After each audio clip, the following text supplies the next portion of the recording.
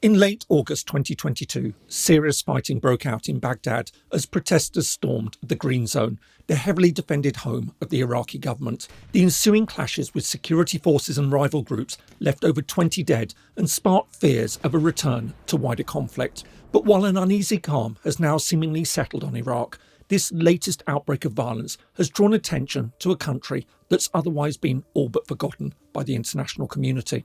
It also prompts an important question. Almost 2 decades on from the US-led invasion and occupation, was it all worth it? Hello and welcome. If you're new to the channel, my name is James Ker-Lindsay, and here I take an informed look at international relations, conflict, security and statehood. There was a moment in modern international relations when the idea of military intervention became respectable in Western circles. For some, it was driven by the belief that the world shouldn't stand by as atrocities unfolded in countries where the government was attacking its own citizens. Others had a genuine conviction that many of the world's wrongs could be put right by externally imposed liberal democracy. For a part of the US political right, the neoconservatives or neocons, intervention was based on the view that the United States, having won the Cold War and emerged as the world's hyperpower, enjoyed the ability to impose its will on others as it saw fit. Perhaps the best example of this thinking was the 2003 US invasion of Iraq. One of the most controversial wars of modern international relations. At the time, it bitterly divided not just the international community, but also the West itself. And yet now it feels strangely forgotten. But while media and political attention has long since waned, the country nevertheless remains plagued by political instability, weak governance, corruption and sectarian violence. So, almost 20 years on, was there any merit to the invasion? Iraq lies at the heart of the Middle East. To its north is Turkey and to its east is Iran. To the south, it's bordered by Kuwait and Saudi Arabia and has a short coastline on the Persian Gulf. Meanwhile, Jordan and Syria run along its western border. At 440,000 square kilometres or 170,000 square miles, it's the 58th largest member of the United Nations. Its population is currently believed to be around 40 million. While most are Arab, there are almost 9 million Kurds located in the north of the country. In terms of religion, almost all Iraqis are Muslim, but unlike most of the wider Muslim world, which adheres to Sunni Islam, around 60% of Iraqis follow the Shia branch of the faith. On top of this, there are Christians, Yazidis, Baha'i, and a tiny Jewish community in the country.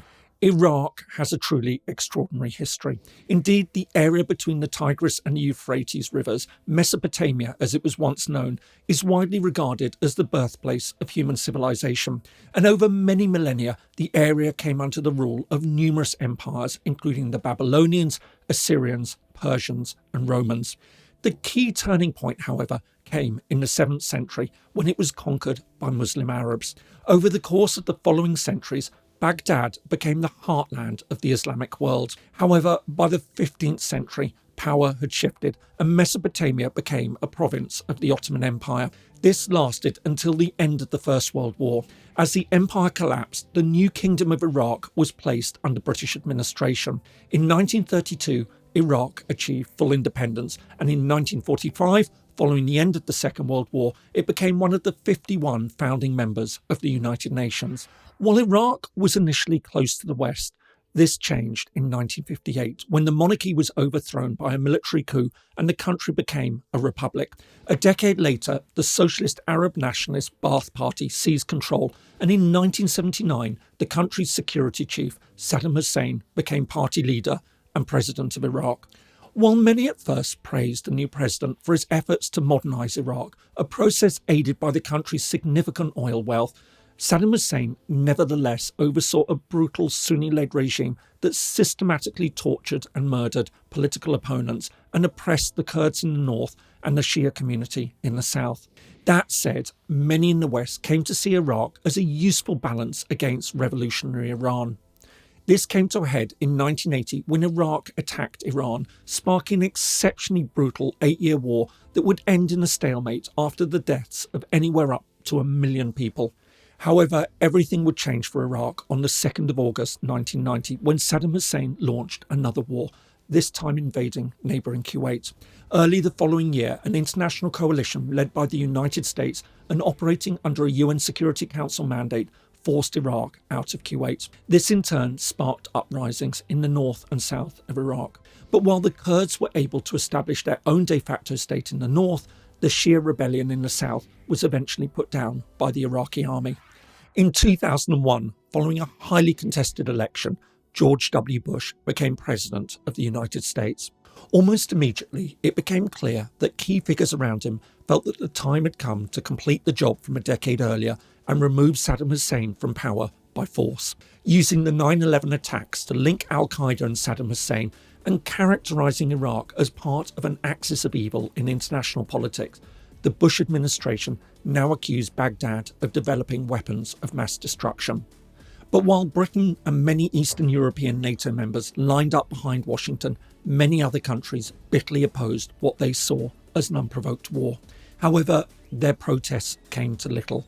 In March 2003, US and British forces, supported by Australian and Polish troops, invaded Iraq. 6 weeks later, the Ba'ath regime had fallen and Iraq was under American control. While the overthrow of Saddam Hussein was meant to herald a new era of peace and stability for Iraq, the situation rapidly deteriorated. It soon became clear that little thought had been given about how to run the country after the regime fell. Indeed, in their haste to dismantle all traces of the previous regime, US administrators sacked hundreds of thousands of officials and soldiers. Resentful and now out of work, many would go on to join a Sunni insurgency against US rule. Meanwhile, neighbouring Iran, which opposed the US presence on its border, sponsored Shia uprisings against the occupation. In 2005, direct US control came to an end with the introduction of a new constitution and parliamentary elections. Overwhelmingly won by Shia and Kurdish parties, this ended the long-standing Sunni domination in the country. However, hopes that this would end the insurgency were short-lived. As well as the holdouts from the Ba'ath regime, growing numbers of Sunni Islamist extremists, including members of al-Qaeda, flooded into Iraq to fight the US forces. This in turn fed tensions with Shia groups. This came to a head in early 2006 when one of the holiest Shia shrines in Iraq was destroyed in a massive explosion, thus sparking a civil war between the country's Sunni and Shia communities. Faced with an increasingly dangerous situation, in 2007, the United States bolstered its 130,000 strong force in the country with another 30,000 troops. The surge, as it was known, helped ease the situation, and in 2011, US military operations in the country officially came to an end. Although even to this day, it still maintains bases in Iraq. Since then, Iraq has continued to struggle. As well as the deep political, ethnic and religious differences, it had to contend with a deadly new threat in the form of ISIS, the Islamic State of Iraq and the Levant. Straddling the border between Iraq and Syria, which had by then descended into a civil war of its own, the group quickly made significant gains. But while it was eventually defeated, many of its fighters remain at large. Meanwhile, the political situation in Iraq remains unsettled. In 2019, mass protests erupted as hundreds of thousands of Iraqis took to the streets to demonstrate against poor governance, corruption, unemployment, violent sectarianism, and foreign interference that all still plagued the country. Met with heavy-handed opposition from security forces, over 2 years it's estimated that over 600 people were killed and over 20,000 injured. As for this latest bout of violence, it was spurred by the decision of Muqtada al-Sadr, a revered Shia cleric and former militia leader who's become a major political figure, to retire from public life. Having led calls in recent years for the country to rid itself of endemic corruption and to end US and Iranian interference, he still commands considerable devotion amongst his supporters who took to the streets following the news of his retirement.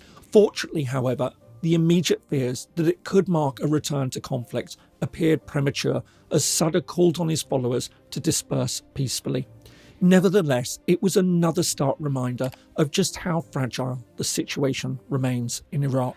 Obviously, all this begs the question as to whether the 2003 invasion was in any way worth it. While the Bush administration argued that getting rid of Saddam Hussein had been the right thing to do, For millions of ordinary Iraqis, the violence and shortages were nothing short of disastrous.